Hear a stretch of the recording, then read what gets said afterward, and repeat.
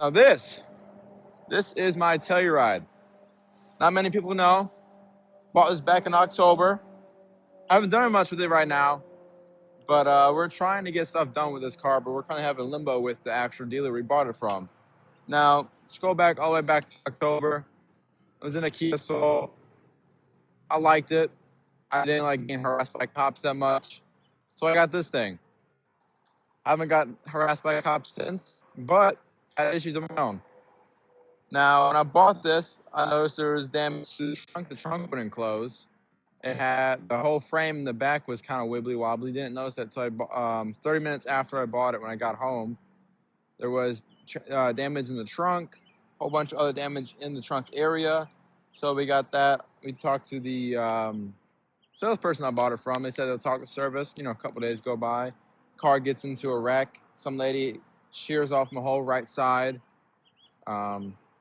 Still hear nothing back from the dealership. So I put in a request to the state attorney general because this was certified pre-owned as they advertised, which it actually wasn't, which is a whole slew of things I could have got them for. So we wait. I let them do their thing. Maybe a month, two later, this car finally comes out of the body shop, gets all done for the whole front end collision part. I get an email from the dealership's attorneys stating that they want more information, that they think the recent accident it was in may have caused the damage to the trunk, which I don't know how front end damage will make a trunk stop working days before the accident. So that was kind of a weird situation. I sent them the Carfax, which they obviously had. They could pull up anytime. I sent them pictures from before, videos from before that even the accident occurred. Never heard back for another couple of days. Was told just to make an appointment, made an appointment. Nothing happened after that. Appointment came and went. They said nothing, left the dealership. And a couple of days go by after that. The general manager calls me. Not a very nice gentleman. Started off our conversation very aggressively. He said I could have just talked to him, even though nobody at the dealership wanted to take my phone calls. Later then, he did threaten my job since we work under the same management, which is kind of weird. Why would you threaten my job instead of making this right? Obviously, I'm still standing here, still employed by the same company, so nothing's ever happened. It's kind of weird, though, because I don't know if he got fired, but I haven't seen him around lately. But that's beside the point. So after that, he told me, take it in, take a look at it. You wanted to offer me originally $15,000, but then brought it down to $1,500 when I came to the dealership. So we bring it in. All right, I said, all right, cool. Car's gonna get fixed. It's gonna be done, easy. Was nothing like that. The car ended up sitting there for 20 days. They took pictures of it. The body shop took it apart in the rear, look at things. Nothing ever happened after that. And it fixed none of the broken items in the trunk. Never fixed the trunk frame. Nothing. When I called them, say 15 days in, they for the first from 15 to day 20, I called them between those times. I would always get the advisor would contact you, or someone from our dealership would contact you regarding your car. Tried emailing them. They said they're coming up with some paperwork for it, or they're going to potentially do a buyback of the car, which never happened. I'm still with the car. Obviously, I'm not going to get rid of the car after I've dropped almost $40,000 in the car, including the warranties, the added packages I got with it, which I kind of got ripped off seeing how I'm being treated. So that comes when I can pick up the car, I can't get the car without signing a piece of paper, which is not legally required in Ohio. The dealer tries to wave that over my head, says if I don't sign it, I don't get the car. I said, all right, cool, I'm gonna leave, come back with a mystery person. They exchange some words. Ended up calling the cops, make a police report. Cops never came. Car, as soon as we said we're calling the cops, I get on the phone with the police. Car magically appears, and the keys are in my hand. Which is weird, because this guy was very determined on not giving me my car back. So I get my car back, film everything. Nothing has been fixed. Nothing's been done. Which is like, why would they keep it 20 days if they weren't going to do anything? So after that, Mind you, it's a heavy snowstorm at the time. So we're driving slowly down to the police station, making a police report. While I'm doing that, I get an email on my phone from the same guy who didn't want to give me my keys, didn't want to fix the car. He didn't want to pay me money, nothing else. This would have been a $1,500.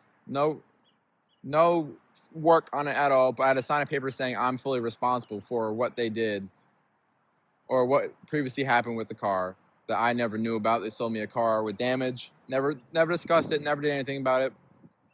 They specifically parked it against the pole so the trunk wouldn't open, or we couldn't open the trunk at the time. So I let her say, I want to understand why you went from $1,500 to $2,000 and fixing my car and giving me a loaner again. Never got anything back. Make an appointment again. Maybe a couple months down the line, car goes back in. Another 20 days go by. Car's fixed, but there's more issues. Body shop that they sent it to misaligned the paint color, so it's 3 tones of paint in the back now instead of what it was originally. Bumper was always miscolored, as you can tell from pictures. Quarter panel is a different color of any of the shades of white on the car. The actual factory color and whatever the color the person did before, it doesn't match. There were scratches on this side. Part of it was not even sanded or painted, or it was painted, it wasn't sanded or clear coated. Scratches all over the car, in the rear, the trunk lid. I don't know how you scratch that. The tail light was loose.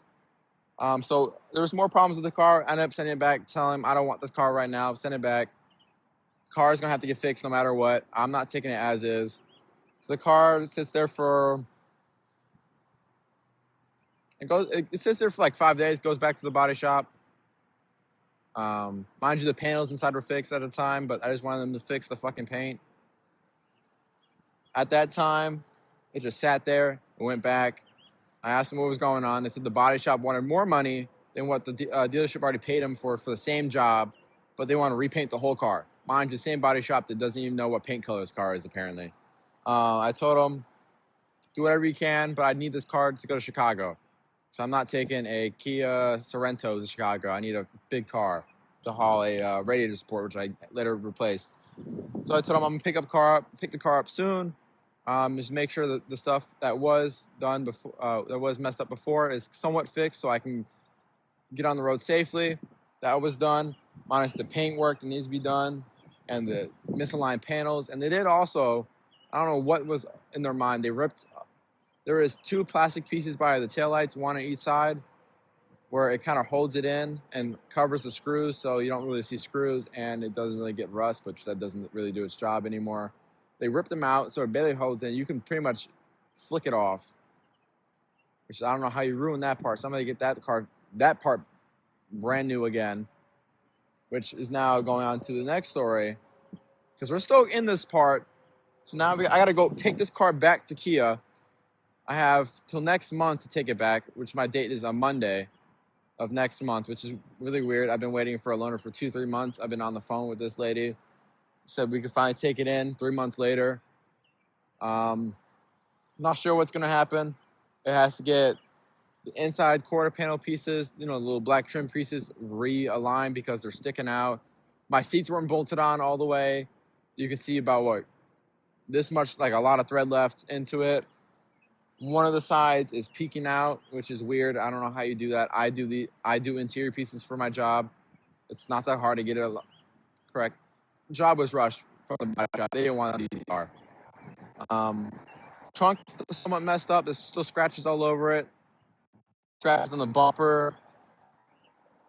I don't know how you do that. Honestly, it's super easy to get a bumper off. It's just super weird. I've been dealing with this whole fiasco since I bought the car, since it's been October and now it's April. October, November, December, January, February, March, April, which is about 7 months, about to be 8. No one should deal with this when they buy a car. Kia, you got to do better. I know you're not in the business of selling cars. You just manufacture them and send them to dealerships, but you got to get your dealerships in check, because this is not correct. This is not right. I've put in almost 4 reports into Kia corporate. They've done nothing about it. I even went internally into my job because we're, mind you, same management, same company. Did that. I don't know what happened. Every time we go there, he's not around. But when we ask for him and pressure the employees more, he finally appears.